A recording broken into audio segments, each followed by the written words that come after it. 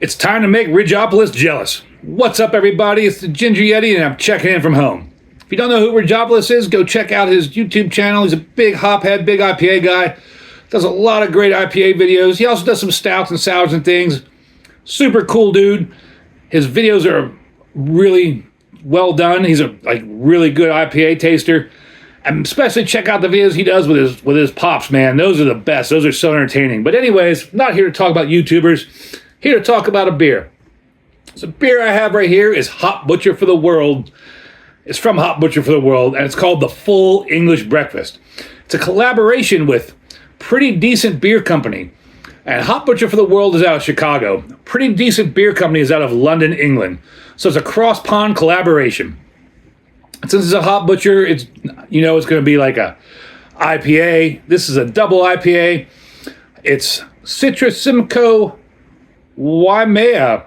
I haven't heard of that hop before. Waimea, but I'm not a big hop head. Waimea. Okay, hold on here. This is, wow. Kohia, Kohia, Kohia Nelson Hop Keef. Keef, what are they doing? Sitting there with a weed grinder and grinding down the hops now? Kohia Nelson Hop Keef and Zumo hopped. They keep making up all kind of hops. I don't know what half these hops are anymore. I know Citra, I know Simcoe, I know Nelson, but not Kohia Nelson, and not Kohia Nelson Hop Keef. Zumo, what the hell is Zumo hopped? Or Waimea again. Double India Pale Ale, it's 8% alcohol, and the can art here is pretty cool, although they are missing something. So it's a full English breakfast, and you got your, if you're not familiar with English breakfast, before I show you the can here, if you're not familiar with an English breakfast or a full English breakfast, it's generally eggs, rashers, sausage, baked beans, mushrooms, toast, black pudding, and tomatoes. And it's really, really good. It's really filling. I love when I go to Europe and can get one of those. They grill the tomatoes.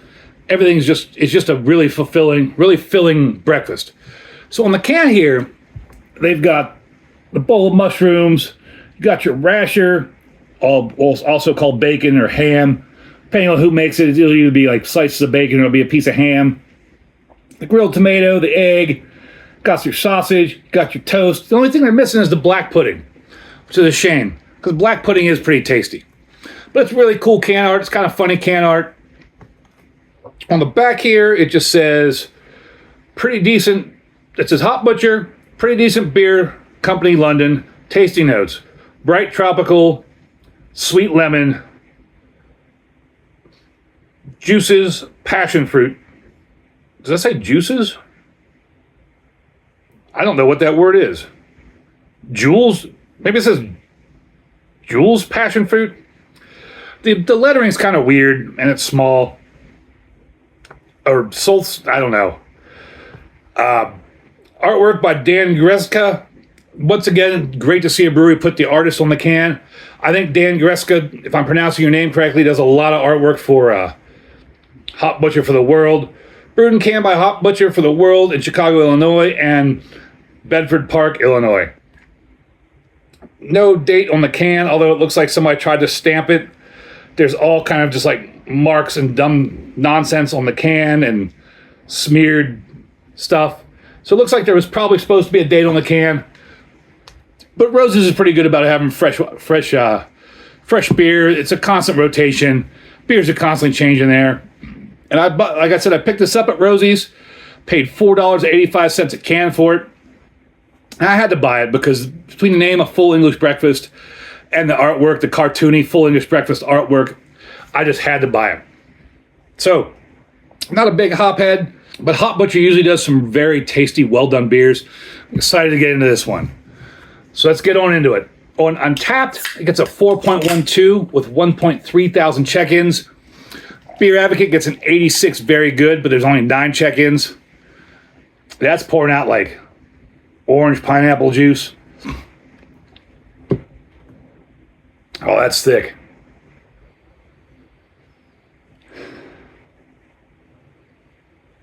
That's got that vanilla hoppy kind of nose.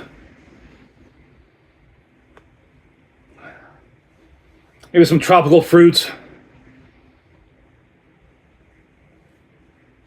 But, oh, I got hair in my mouth. A lot of these big hopped, crazy hop beers, to me, I get vanilla out of them. And it's got that vanilla that usually indicates to me it's going to be a big hoppy beer. Maybe some tropical fruit. And that is chalky white, super thick. To steal a word that Rozi uses all the time as a description, that is chicken noodle soup color. Love that description. Big soap bubble-like head. It's just, I don't know why I said big, but soap bubble-like head that's just sitting around there, about a finger's worth. But I really like that description that Rozi uses. Chicken noodle soup. I mean, that's the color of that. That's chicken noodle soup color. You can't see through it. It looks thick. It's got that whitish, soupy hue to it. And I'm excited to try this. I've never heard of pretty decent beer coming out of London, but they must be pretty decent if they're doing a collaboration with Hop Butcher for the World. Let's find out. Cheers, everybody.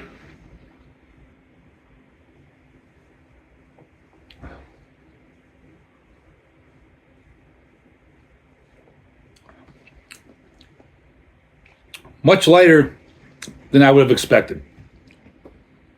Much, much lighter. That body is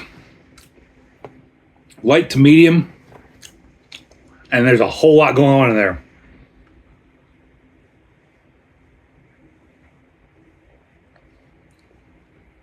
Sweet tropical fruit on the front end,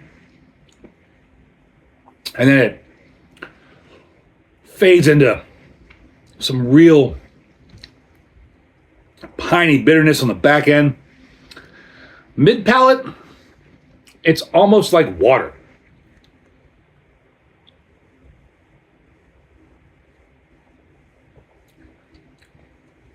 It's like you go from this sweet tropical fruitiness to nothing to piney bitterness. Like I said, light to medium, on the verge of light to medium bodied. 8% alcohol, don't notice it at all. Really nice beer. I mean, it was a good beer. This is the kind of double IPAs that I prefer instead of the crazy, heavy, thick, punch you in the mouth. Well, I don't even know why I say that. Because when it's a well-done beer, I like it regardless. Unless it's one of those very odd and random flavors that I just can't stand. But this is a good beer.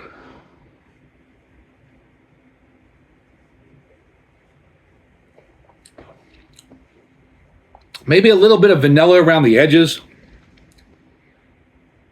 But this is tasty. That piney bitterness is crazy bitter, though. That piney bitterness on the back end is really strong. If you don't like piney bitterness, you might not like this one. But this is definitely a cool beer to find. It's a tasty beer. I give it a big horns up.